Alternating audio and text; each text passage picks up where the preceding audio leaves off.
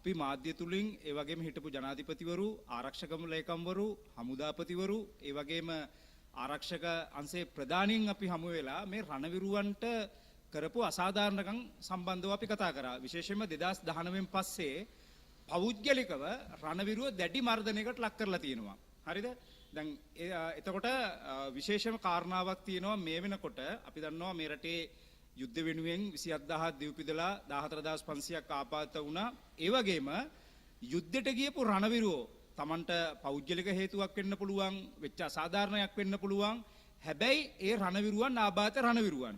එතකොට 2019 පෙබරවාරි 16 වෙනිදා මේජර් ජෙනරල් KGP පෙරරා පිරිස්පාලන අධ්‍යක්ෂක වී සිටියේදී ඔහු ලියුමක් නිකුත් කරනවා නීනෝනෝ සහ වෙනත් හේතුන් මත යුද හමුදාවෙන් අස්කල ඉවත් වූ සියලුම නිලධාරීන් සහ සෙසු නිලයන් ඉන්දුරාම ත්‍රස්තවාදී ක්‍රියාන්විත හේතුවෙන්ට ආබාධ තත්ත්වයට පත් වුණා නම් ඔවුන්ව 12/86 අනුව ඔවුන්ට විශ්‍රාම ගන්නවන්න අවස්ථාව ලබා දීලා තියෙනවා. ඒ අනුව නිලධාරී බහුතරයක් ගිහිලා තියෙනවා. ඉතින් සෙසු නිලියොත් බහුතරයක් ගියා. ඒ ඇස්සේ අනීතිකයෝ ගියපු කණ්ඩායමකුත් ඉන්නවා. ඒ නම් ටික මම කියන්නම් මේ මාධ්‍ය සාකච්ඡාව අතරතුර. ඒකම 2020 අගෝස්තු 11 වෙනිදා එවකට හිටපු මේජර් ජෙනරල් PG ගමගේ යුද හමුදාපති ජෙනරල් ශවින්ද්‍ර සිල්ලාගේ උපදෙස් පරිදි මොහු විසින් නිකුත් කරනවා නීනෝනෝ සහ වෙනත් හේතුන් මත යුද හමුදාවෙන් අස්කල සහ ඉවත් වූ සියලුම රණවිරුවන්ගේ මූලික පරීක්ෂණ උසාවිය නවත්තන්න කියලා. දැන් මේ තියෙන ලියුම. එතකොට දිගින් දිගටම මේ කාරණාව අපි ඉස්මතු කරද්දී විශේෂයෙන්ම වර්තමාන යුද හමුදාපතිවරයා 2023 මාර්තු මාසයේ 1 වෙනි දින ලිපියක් නිකුත් කරලා තියෙනවා මේ මූලික පරීක්ෂණ උසාවියේ සියලුම දේවල් ඉටු කරන්න කියලා. නමුත් අපි සහ රණවිරුවෝ බහුතරයක් රෙජිමේන්තු වලට කතා කරාට පස්සේ රෙජිමේන්තු වලින් කියන්නේ මෙන්න මේ මේජර් ජෙනරල් PG ගමගේ ඒ කියන්නේ 2020 පෙබරවාරි මාසේ අස්සම් කරපු ලිපිය නිසා මේ මූලික පරීක්ෂණ උසාවි කරන්න බෑ කියලා. එතකොට එතකොට වර්තමාන යුද හමුදාපතිතුමා නිකුත් කරපු මේ ලියුම වළංගු නැද්ද? අපිට අහන්න තියෙන්නේ තවමත් මේ හමුදාව පාලනය කරන්නේ ගජබා එකෙන්ද? අපි දන්නවා 2009න් පස්සේ මේ රටේ ජනාධිපති ගජබා, ආරක්ෂක ලේකම් ගජබා, ත්‍රිවිධ මේ CDS ගජබා, හමුදාපති ගජබා. ඉතින් සමස්ත හමුදාවම දන්නවා ගජබා එක නිසා මේ හමුදාවට වෙච්ච හානිය. ඉතින් තවදුරටත් අපිට අහන්න තියෙන්නේ පෞද්ගලිකව මං ගජබා රෙජිමේන්තුවෙන් ඇහුවා මේ දේ ඉෂ්ට කරන්නේ නැත්තේ ඇයි කියලා. ඊට පස්සේ කියනවා මේජර් ජෙනරල් PG ගමගේ ගහපු ලියුම නිසා මේක කරන්න බෑ. දැන් මේ මේජර් ජෙනරල් PG ගමගේ කියන්නේ මරු බඩුවක්. මම අර මාධ්‍ය සාකච්ඡාවල කිව්වේ මේජර් ජෙනරල්ලට වෛද්‍ය හේතුන් මත විශ්‍රාම යන්න බෑ. නමුත් මොහොත් මේ 50න් අතර හොරෙන් පඩි ගන්නෙක් කෙනෙක්. වෛද්‍ය හේතුන් මත මේ හොරෙන් පඩි ගන්නෙක් කෙනෙක්. දැන් මේගොල්ලෝ ගහපු ලියුම් වලට තමයි මේ දේ සිද්ධ වෙලා තියෙන්නේ. දැන් ඊළඟ කාරණාව තමයි දැන් 2020 මේ ලියුම ගහලා නැවතුවා කියන්නකො. ඊට පස්සේ අපූර්ව වැඩක් වෙනවා. ඒ තමයි 2023 පෙබරවාරි මාස 30 ක්‍රියාන්විත ප්‍රදේශවල රාජකාරී යෙදී සිටියේදී ත්‍රස්තවාදී ක්‍රියා හේතුවෙන් තුවාල ලබා ආබාධිත වූ අයලට වන්දි ගෙවීම සිදු කළ වැටුප්පා දීමනා සහිතව යුද හමුදා සේවයෙන් ඉවත් කිරීම ඉඩ සැලසීම. ඊට පස්සේ මේකේ රෙෆරන්ස් එකක් තියෙනවා. ඊට පස්සේ මේක වෙන ඔබ එකකටත් පහත සඳහන් නිලධාරී බවනි 12/86 හචිනි යුද හමුදා වෙතින් විශ්‍රාම ගැන්වීම සඳහා වෛද්‍ය මණ්ඩලයට සහභාගී අනතුරුව ඊට අදාළ අමාත්‍ය ඊට අදාළ මණ්ඩල වාර්තා සහ පත්‍රිකා යොමුගත ලිපි මගින් මෙම රෙජිමේන්තු මධ්‍යස්ථානයේ ඉදිරිපත් කර ඇත. මේජර් PPJ ප්‍රනාන්දු විශ්‍රාමික RWP නිලධාරී 60329. දැන් අපි හෙව්වා මේ නිලධාරියා කවුද කියලා.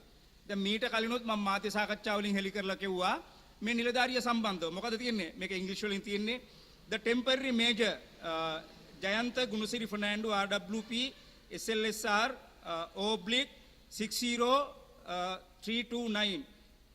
He has joined the Sri Lanka Army mid of 1985 and he was arrested by the Sri Lanka police for drug trafficking. Later he was convicted and jailed for about 2 years. His commission was withdrawn by the army with effect from 31/5/2002. Later his withdrawal of commission was cancelled and was confirmed in the rank of major. Subsequently he has been subject to a medical board and granted relief under ARO 12/86 කුඩු kilo 8ක් එක්ක අහුවෙන්නේ ජනාධිපති ලේකම් කාර්යාලය ගාවේදී. හරිද? එතකොට අවුරුදු දෙකක් හිරේ ඉඳලා මෙයාගේ කමිෂන් එක මෙයාව ඩවුන් කරපු එක්කෙනෙක් මෙයාව ප්‍රොමෝෂන් එකක් දීලා මෙයාව වෛද්‍ය හේතුන් මත විශ්‍රාම ගන්නලා. එතකොට කොහොමද මෙයාව වෛද්‍ය හේතුන් මත විශ්‍රාම ගෙන්නුවේ?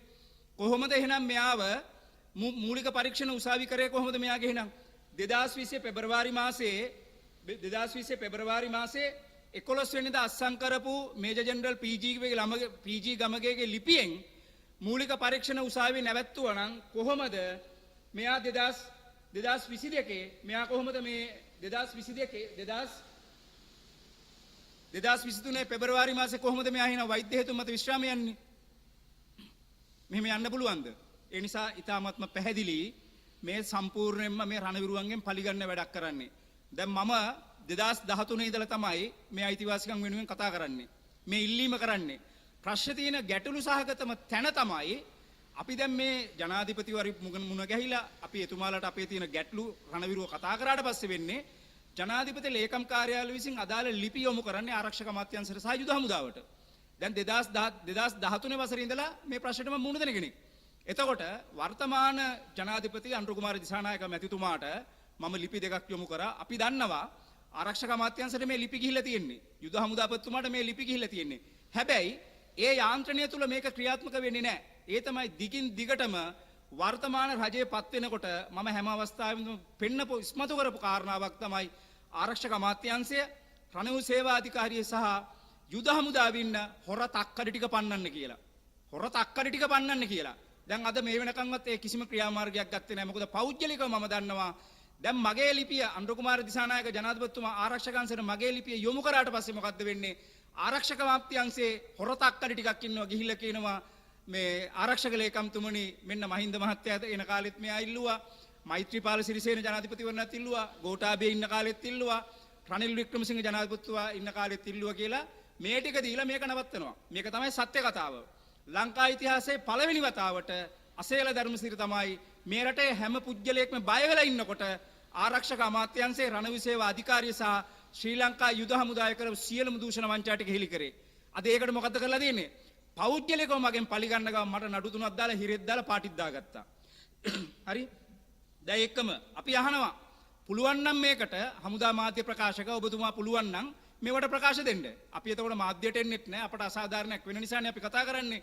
මේක මේ අසීල දර්ශන තනියෙන් තියෙන ප්‍රශ්නයක් නෙවෙයි. බහුතරයක් රණවිරුව අද ඉන්නේ ඇඳන් උඩ. අද ජේෂ්ඨ නිලධාරීන් ඉන්නවා ඔළුව වලට කෑලි වැදිලා. මේ අතපය වල කෑලි ස්නායු දුර්වල වෙලා.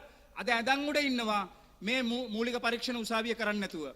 අපි දන්නවා සමහර ජේෂ්ඨ නිලධාරීන් ඉන්නවා එතුමාලගේ මූලික පරීක්ෂණ උසාවිය යුද හමුදාපති නිගමනය මේ සියලුම දෙනා හිටපු ආරක්ෂක ලේකම් ඉන්න කාලේ ආරක්ෂක අමාත්‍යාංශයට යවලා තියෙනවා.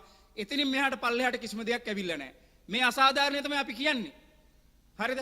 එතකොට අපේ රණවිරුව බහුතරයක් මට මේ ලියුම් එවලා තියෙනවා රණවිරුව 100කට වඩා. අද ඇඳන් උඩ ඉන්නේ. හුස්ම ඇද ඉන්නේ. අද සමහර නිලධාරී තමන් පෞද්ගලිකව සැත්කම් කරගෙන හිඟා කන්නේ ලක්ෂ ගණන් වියදම් කරලා. හැබැයි යුද හමුදා රෝහලට බෙහෙත් ටික ගන්න දෙන්නේ නැහැ. මට කියන්නකෝ ඔය හමුදා මාධ්‍ය ප්‍රකාශක හරියේ සමහරලාට අපිට කියන්නේ අසීල ධර්මීය හමුදාවට මඩ ගහනවා කියලා නෑ. කිසිසේත් මඩ ගහලත් නෑ, ගහන්නෙත් නෑ. හමුදාවේ සුභසිද්ධිය වෙනුවෙන් කටයුතු කරා විතරයි. හැබැයි හමුදාවේ දූෂිතයෝ වංචාව කරනවුන් ඒ අය නම් එලි කරලා දීලා තියෙනවා. ඒක අදත් කරනවා, හෙටත් කරනවා. මේ අනිද්දා මරලා දැම්මත් ඒක කරනවා. අනිවාර්යෙන් මේ දූෂිතයෝ ටික පන්න